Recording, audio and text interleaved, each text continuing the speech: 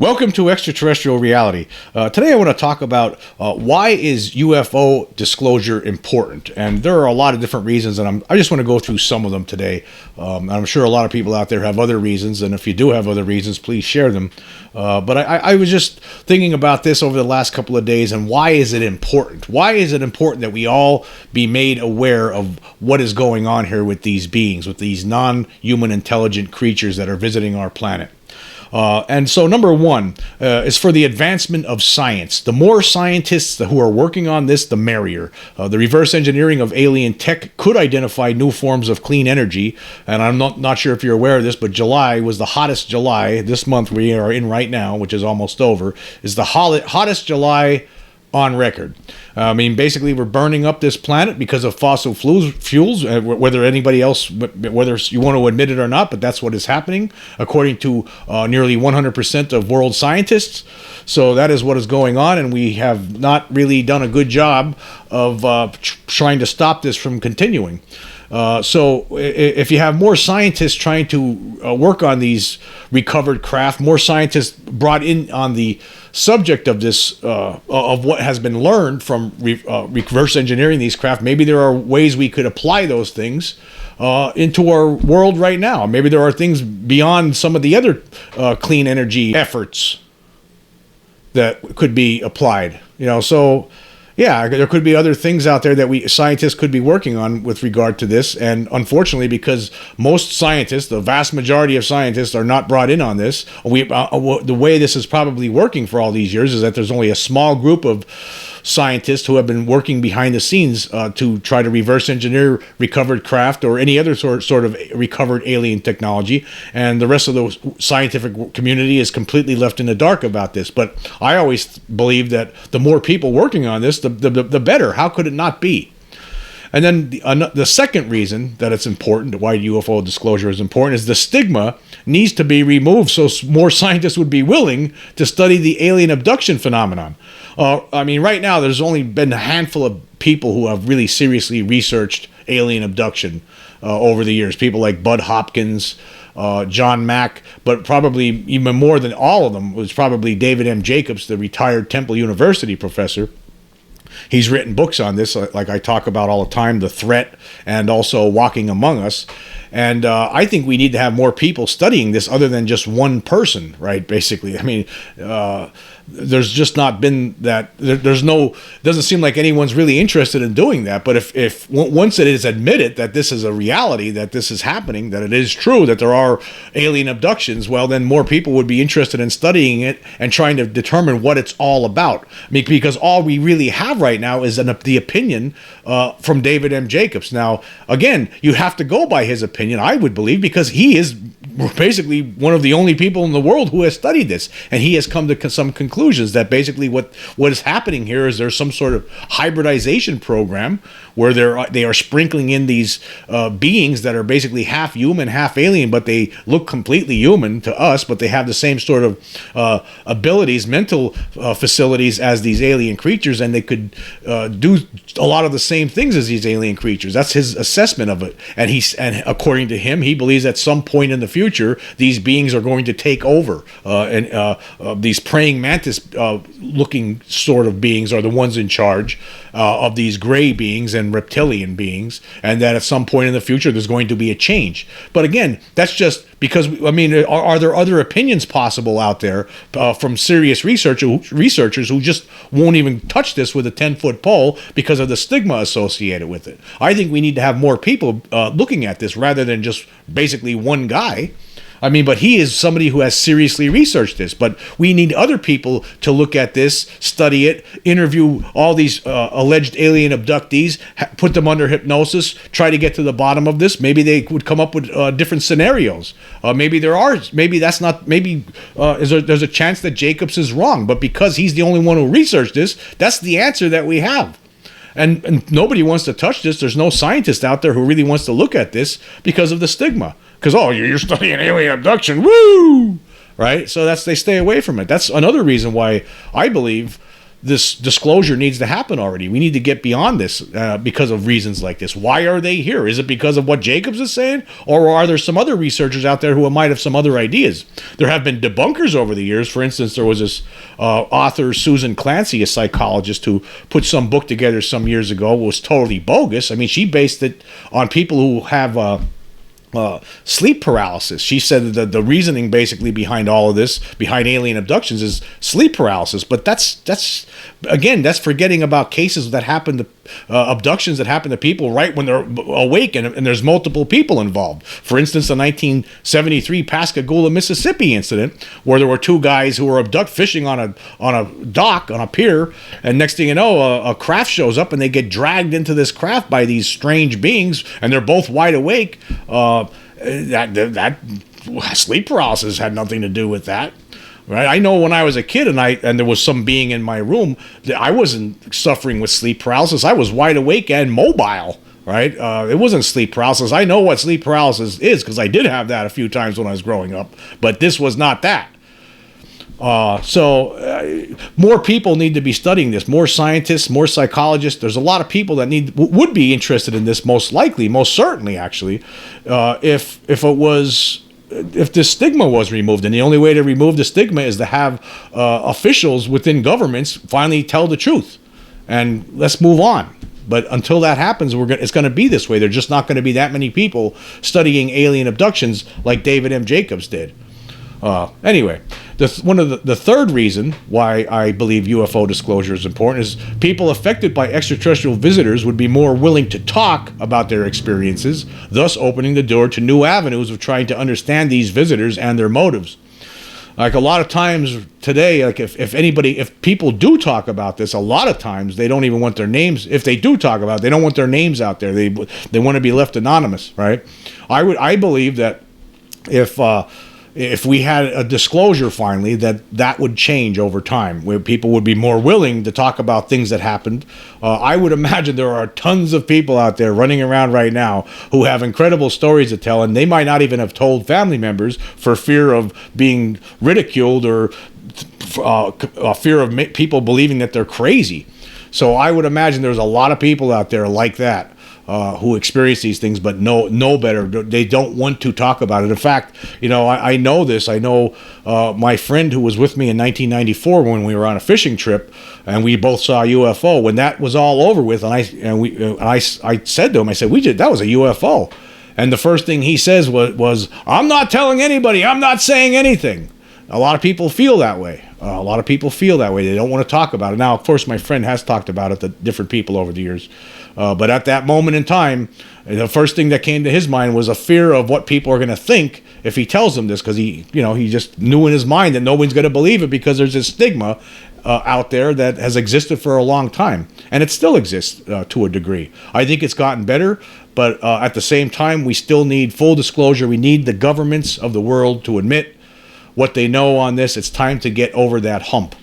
Another reason, number 4, all of humankind deserves to know that we are not alone in the universe, not just an elite group of government insiders and bureaucrats, right? I mean, that's not fair. I mean, why are just a certain group of people, a small number of people who are brought in on special programs to reverse engineer craft and study alien bodies, they're the only ones who are allowed to know what the government has uncovered. For the rest of us are just left in the dark. A lot of people who experience extraterrestrials or UFOs or see UFOs up close, go around wondering, how come I'm not being told the truth about this? And it needs to end. I mean, it's not fair that just this small group of people are studying this stuff secretly in highly secure facilities where no one else is allowed to check out and see for themselves. I mean, no information is shared with the public on this at all. In fact, they still deny it. They are continuing to deny it up until this day, even though we just had that hearing last Wednesday. The Pentagon continues to deny that they have ever recovered any non-human intelligent craft or beings or bodies. They just don't admit to it. Again, it's the secret control group pulling the strings behind the scenes, and we're tired of this. A lot of us know that they're lying when they say these things. Of course, the establishment media goes along with them for the most part, but there are some cracks. There are some politicians now who are demanding more answers, demanding more transparency. We got to keep pushing forward, and I think we will get there at some point. Okay, number 5. History demands an accounting of the extraterrestrial presence. Because we've relied solely on the efforts of independent investigators, the history of this subject is incomplete and, in some cases, probably only partly true, misunderstood, or completely false.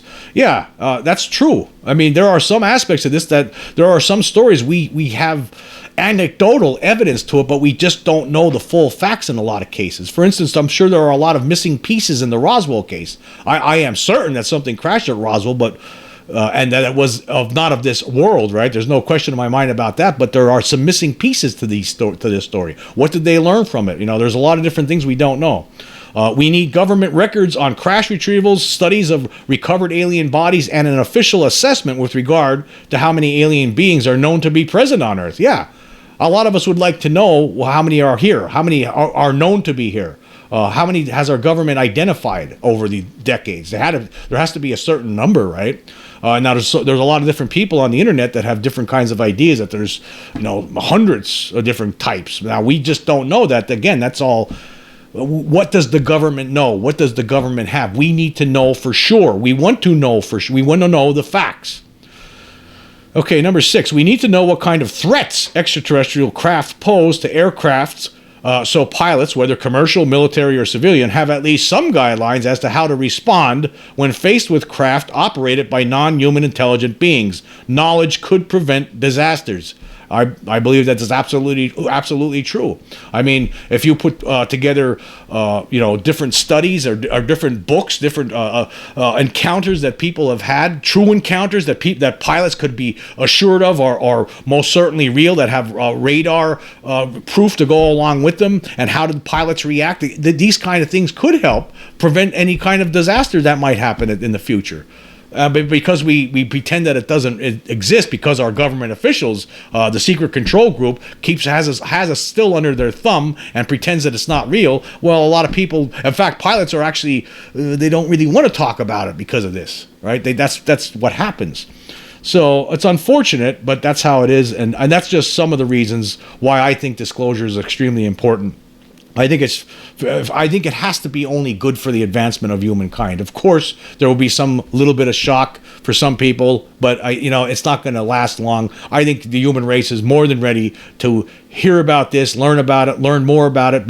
And you know what? Again, I've talked about this before. Sometimes I'm one way. I'm thinking one. It depends on how angry I am. But right now I could say, hey. A lot of the people who are responsible for this cover-up, right, who started this, are dead.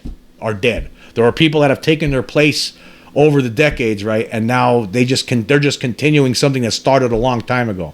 So who is really responsible for the cover-up? Is it the people who started it? I think it is. I mean, they are the people who are more responsible than anybody. Are there any of those people left? I doubt it. If there are, there can't be that many, because they'd be ancient.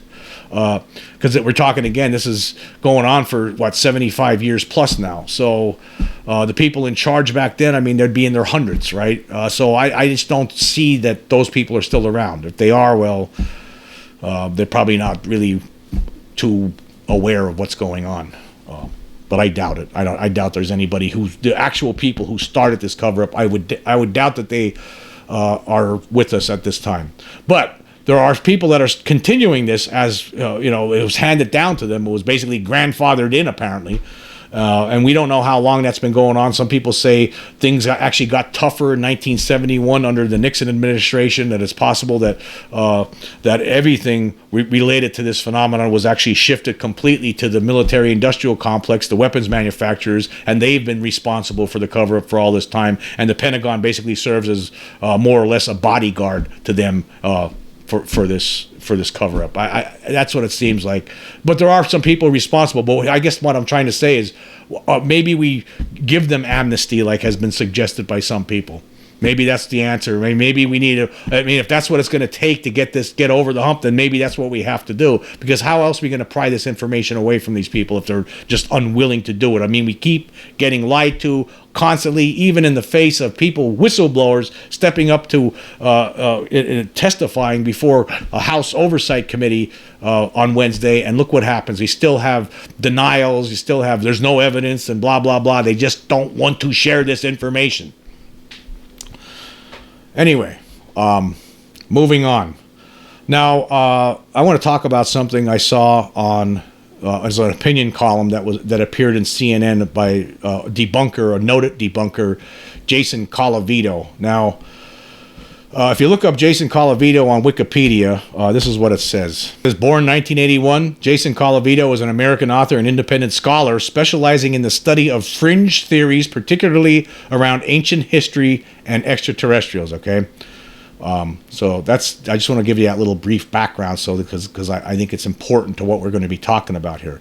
He's basically an independent scholar, and he's written articles for different kinds of publications over the years, and newspapers and such, and now CNN here, and he has an opinion piece here about UFOs, about what's going on in Congress. And again, now you remember what I said. What you have to look at it. What his what it says here about on Wikipedia. He's an American author and independent scholar specializing in the study of fringe theories, particularly around ancient history and extraterrestrials. Because I want to make that clear. I want you to understand that. Because this is a guy who has been debunking this stuff for a long time now, and he's worried. And I sense fear. I sense idiocy. I sense a lot of different things in this column that he put out on CNN. And because let's face it, folks. I mean, once we have official confirmation of this, and so the entire world realizes, people like Jason Colavito it looks like their whole career was just basically a waste, a big fraud. That's what it looks like, because for years he's been telling everybody that there's nothing to this, and that's when I read a column like this, like he had in CNN, this appeared on Friday, July 28th. It makes me, that basically cements that idea in my head. Anyway, here's what it says here. It says, over the course of 25 years, 11 seasons, 218 episodes, and 2 movies, FBI agents Fox Mulder and Dana Scully attempted to unravel a government conspiracy of extraterrestrial proportions on the X-Files as an all-powerful deep state covered up research on non-human biological matter and alien murders of Americans. How foolish of them, when in real life all it seemed to take was one whistleblower talking on a second-tier cable news channel earlier this summer about hearing someone else's stories of dead UFO pilots for Congress to hold a hearing in order to expose the whole conspiracy on its own. So basically what he's doing there right off the bat. So again, what debunkers usually do is they go after they basically, it's a form of a character assassination. In this, it's a form of network assassination. There, he's calling right out of the gate. He's talking about X-Files. X-Files, actually, as everyone knows, was inspired by this whole entire UFO cover-up. It was completely fictional and fantastic. It wasn't real, though, but it was inspired because of things that have been going on secretly for decades. But anyway, he calls News Nation, which has been covering this, probably better than any of the cable news networks. He calls it a second tier. He makes sure he says second tier cable news channel. He should have said, he could have just said News Nation, right? Talking on News Nation earlier this summer, but no, he has to go to second tier cable news channel. See, again, this is how debunkers operate. It's character assassination, or it's assassination of whatever news outlet is giving some of this credence. So that's right off the bat, first paragraph. And then he goes on here. It says, on Wednesday, former military intelligence officer and so-called UFO whistleblower David Grush testified to a House Oversight Subcommittee that he had heard from other unnamed officials that the United States government has a secret program to recover and reverse engineer non-human spacecraft. He was invited to testify by House members of both parties who are urging the defense establishment to be more transparent about its investigations of unidentified anomalous phenomena. Ooh, ding, ding, ding! I'm going to give Jason Colavito a little star by his name here, because he actually got it right, unlike some of these other people.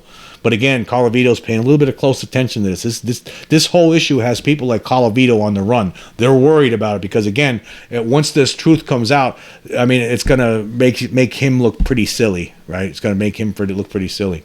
He was invited to testify by House members of both. Okay, I already read that part. In the Senate, Majority Leader Chuck Schumer has sponsored a bipartisan amendment to the National Defense Authorization Act to require the declassification of government records related to UAP. He called it UAPs, folks. UAPs. UAP. It should be UAP. Anyway, in a statement after the hearing, the Pentagon disputed Grush's testimony and emphasized that it has found no evidence of crashed saucer programs or space aliens. Of course, the Pentagon. Of course, the Pentagon. They've been saying that they actually threw out the same statement they've always been saying for years. It's the same exact statement. It's really not changed. We can't entirely rule out the possibility that Grush discovered something real. Certainly, pilots see things in the sky they don't understand. It's also very likely that the Pentagon isn't completely transparent about all of its advanced aerospace programs. The trouble is that Grush's stories are, in all likelihood, not evidence of non-human activity. Congress and UFO enthusiasts have been all too willing to accept witness reports at face value when we know eyewitness testimony is unreliable. Really? Is eyewitness testimony unreliable? I mean, why is that, Jason? Why is it unreliable? I don't understand. I mean, we have courts of law where eyewitness testimony is always reliable. How come, so basically if the eyewitness testimony of all those 60 kids in Ariel School in 1994, if that was brought into a court, you don't think that would be considered reliable? There was over 60 kids, school children, who aren't at a capacity yet to conspire to contrive a story like that. You know what I mean? You know what I mean, Jason? Anyway, this problem has been compounded by the fact that much of this testimony comes from seemingly unassailable military pilots who are trained to observe airborne threats. This dynamic has been a problem from the dawn of UFO investigations last century until the present day. Again, let's keep in mind, too, that none of these debunkers like Colavito or anybody else, Mick West, they never were on a plane, or they weren't in the cockpit. They weren't ever anywhere where any of these things have happened, right? They were never at any of these places. So again, they're just sitting back in their armchairs and just saying, well, I don't believe you. That's all they're doing. And they don't really offer any evidence to back up what they're saying ever. And they also keep important data that doesn't help with their argument. They keep that out of it. As we will learn, as we will see, as we continue here. At the hearing, Grush said that he had not seen any aliens from the recovered UFOs himself, but biologics came with some of these recoveries. He added that the assessment of people with direct knowledge on the program I talked to about the multi-decade UAP crash retrieval and reverse engineering program was that such biologics were non-human. These stories have circulated in UFO circles since the 1940s. Declassified documents show that during the Cold War, the government repeatedly recovered items first reported as UFOs that in fact were meteors, industrial waste, hoaxed objects, and human-made technology. So there were crash retrievals, just not of alien ships. Okay, let's stop there for a second. That's an outright nonsense. Complete. Anybody who's researched this knows that there was something crashed in Roswell, and it was not a weather balloon. Anyone who's researched this, there were tons of witnesses. I have to say this all the time. How come I have to keep reminding? Every time we talk about debunkers, they have to be reminded. They leave that stuff out. He does get into it here. Let's see what he says. He says the first major UFO sighting came in June 1947. A month later, the first crash retrieval of a supposed alien spaceship occurred. But the crash was a hoax. The military sent officers to Maury Island, Washington, to recover chunks of industrial waste that two men falsely claimed was debris from a flying saucer. A government investigation followed. Again, this is what? I mean, it's not ever been determined that it was a hoax that the Maury Island thing was a complete absolute hoax. Frank Scully of Variety magazine also fell for a hoax, publishing in 1950 a widely repeated account of the government's recovery of a crashed flying saucer and its alien pilots. Another real-life federal investigation followed before the hoaxer, Silas Newton, was identified. Now again, there have been researchers into this. He's talking about the 1948 Aztec incident. Now, this has been researched by different people over decades, and more recently, it was by researchers Scott and Suzanne Ramsey. They have written a book on this, and before them, there were other people that have written books on this. William Steinman. This is something that appears that was not a hoax, that actually Scully was reporting some of the aspects of Scully's story turned out to be true. But again, Colavito wouldn't know any of this because he just dismisses it out of hand and just goes along with the story that the Pentagon, or that that was popular back in the 1950s, that tried to debunk this.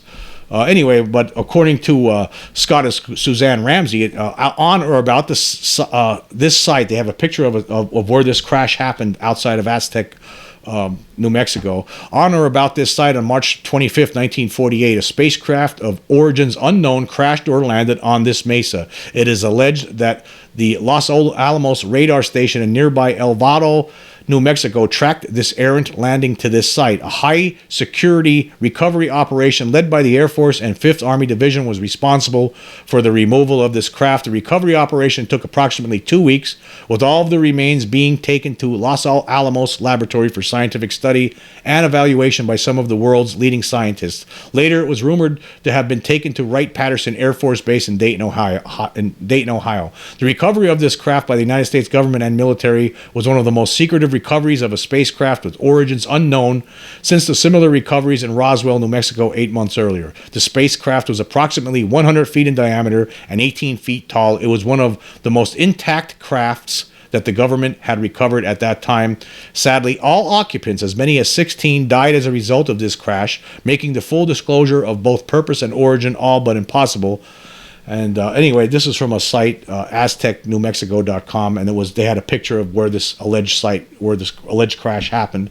But again, Colavito doesn't know this, doesn't know that this is still being investigated and that it really wasn't a hoax. It doesn't look like it was a hoax. There's a lot of different people that this husband and wife team have interviewed, and they've done a lot of research over the years, Scott and Suzanne Ramsey, and it appears, as far as they're concerned, something really did crash there. But again, mainstream media never investigated this. Jason Colavito never investigated this. He just goes by what he read on Wikipedia or wherever, and just writes it up as a hoax, because that's what it is. If you go to Wikipedia and read about the Aztec crash, it tells you the whole story. I'm not going to get into it right now, but basically it claims that it was a hoax.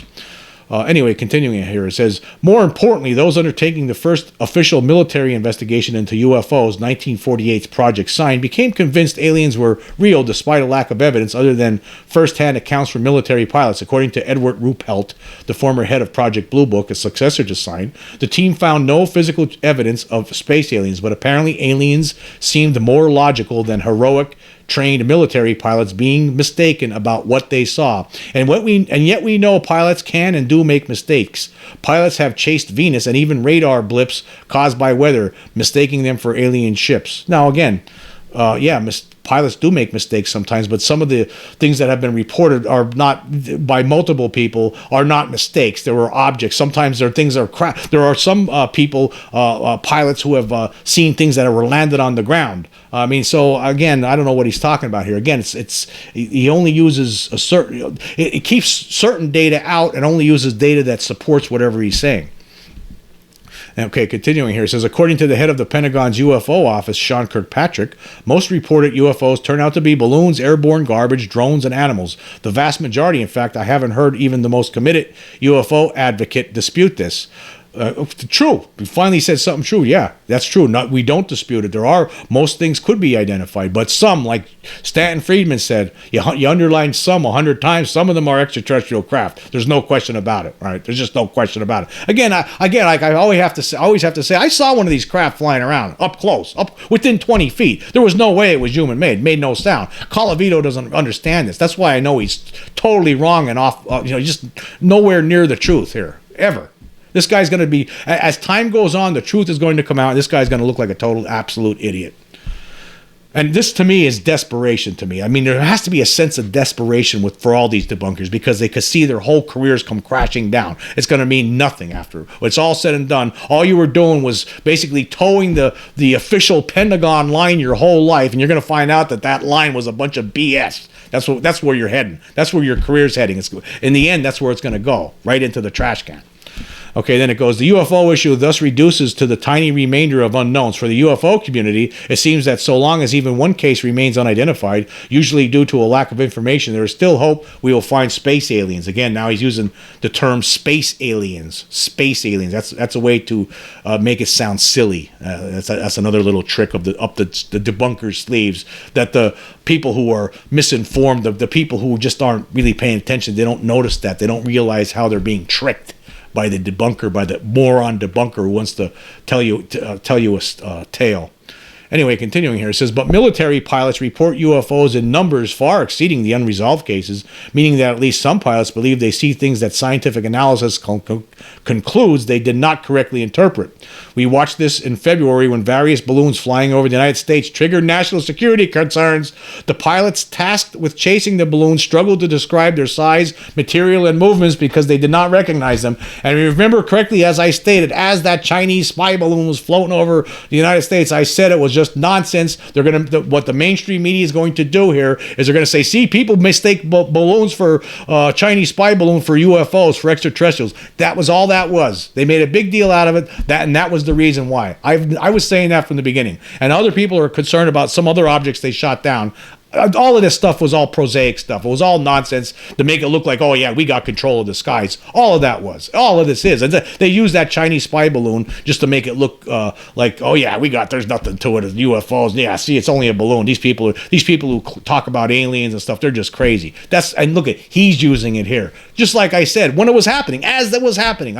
If you go back and look at my old podcasts, I know I did a podcast on this where when I was pointing this out.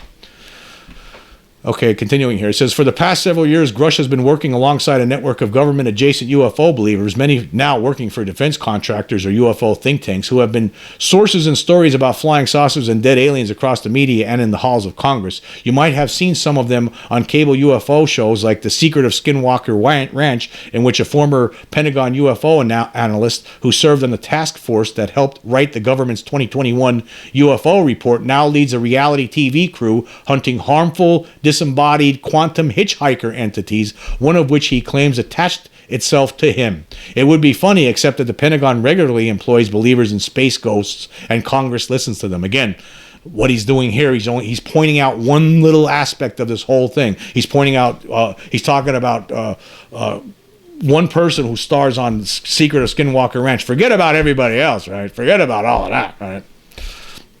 And then he talks about Eric Davis, a physicist and longtime UFO researcher, briefed the Pentagon and Congress on the same supposed crash retrieval programs a couple years back. None of the evidence he or Grush provided over the past few years, however, has been enough to convince Congress, as credulous as some members have been, that aliens are here. Senator Kirsten Gillibrand, who has helped lead the charge in Congress for UFO research, recently told the LA Times that she hadn't seen definitive evidence of aliens. Of course she did, because it's being controlled by the secret control group. And the other thing here is that he talks about like how David Grush, only was talking to people, like talking to insiders. But no, that's not exactly. Grush actually talked about he actually saw documentation to go along with this. He actually saw image photos and video that corroborated what he was being told by these insiders. So it's not just that, but these debunkers are leaving that part out of it. Mick West, I saw, did that on Twitter just recently, and Colavito is doing that here. It's important to note that there have been no claims that military pilots have crashed into or captured alien spaceships. Let me just stop there for a second. Yeah, you would not know that there's things like that have been talked about in the past. There is some evidence to that effect. There have been pilots that have disappeared that never came back. Again, that stuff is always covered up. There have been researchers who have found out information with regards to that. But again, there are certain things that are covered up. This guy doesn't talk about that. Instead, veterans like David Fravor and Ryan Graves, who appeared along with Grush at Wednesday's hearing to testify about their personal UFO encounters, but did not mention aliens, have only claimed to have seen objects they could not explain or to have observed sensor signatures of such objects. The scientific process of evaluating such sightings is difficult, involving visual evidence, sensor data, witness testimony, and records of air traffic, weather, and more, as the government's own 2021 UFO report outlines. But when there is enough data, cases can be solved. Indeed, in its most recent UFO report, the government found the majority of solved cases were balloons. Again, who cares about those cases? We're not talking about that. There are cases where there are alien craft flying around, obvious craft that no human being would be able to survive in, right? So there are, and this has been going on for decades, and many pilots, many military personnel have talked about this, and on top of that, all the civilian sightings over the decades. Again, completely dismisses all of this, completely doesn't believe it, because he just wants to sit back in his armchair, doesn't want to really investigate it. He just wants to be some scholar. He wants to be known as some important scholar. He's a good writer. He knows how to write well, right? But he wants to go down in history as some intelligent scholar who told all those crazy people, or pointed out that there's nothing to all this, and he wants that to be maintained, right? He wants that to be his legacy, but it's not going to be. It's not going to be. I know that for a fact, because I've seen one of these creatures and I've seen one of the craft, and this guy's totally wrong about this. He's taken the wrong approach for it, just like a lot of debunkers do. Anyway, continuing here.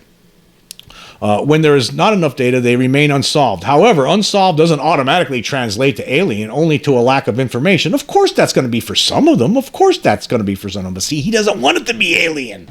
Since the majority of solved cases have normal explanations, we would need extraordinary evidence to suggest that low information cases are anything but the same. I'll tell you what, there's some extraordinary evidence that was available back in 1994 at Ariel School. There was over 60-some kids. Harvard professor John Mack interviewed all of them, and they all said the same story, that they saw flying saucer land, alien beings. Some of the kids were communicated with telepathically. That was extraordinary evidence, I thought. I think it is. I mean, anybody with a brain in their head would say that's extraordinary evidence, right? You had all these witnesses, right? That's extraordinary, right?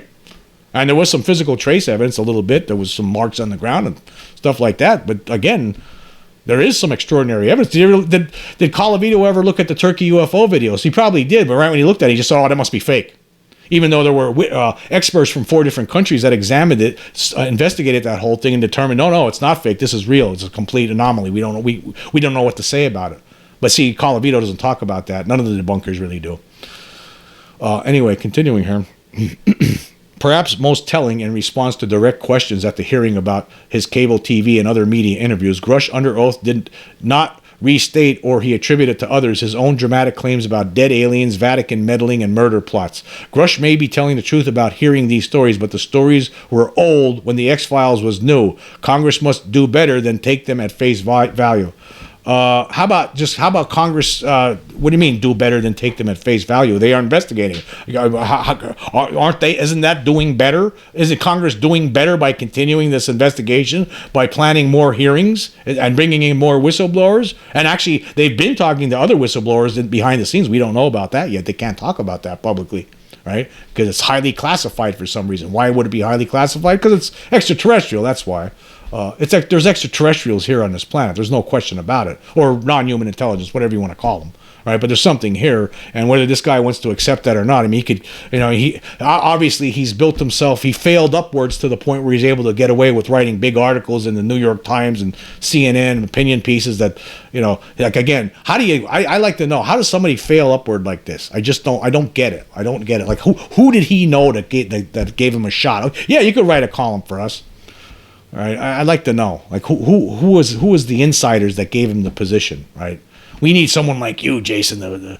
We need a debunker like you on here to give us, tell everyone how it is. Wink, wink. Yeah. Anyway, I'm tired of these people. I'm sick of this. We were talking earlier about the important reasons, why it's important for UFO disclosure. One of the number 7. I'm going to add a number 7 on it because I'm sick of these debunkers telling lies. I'm sick of it. I'm sick of them demeaning the demeaning things they say about this whole thing, because there's a lot of people out there who go through life who are embarrassed and ashamed because of what happened to them, things out of their control, and you see how these people act and talk about it. We need to have disclosure because of that's number 7 on my list. Number 7 is to shut these debunkers up. Go send them home crying to mommy. Because we're sick of it. We're tired of it. I'm tired of it. The whole world is tired of these debunkers. Anyway, until next time.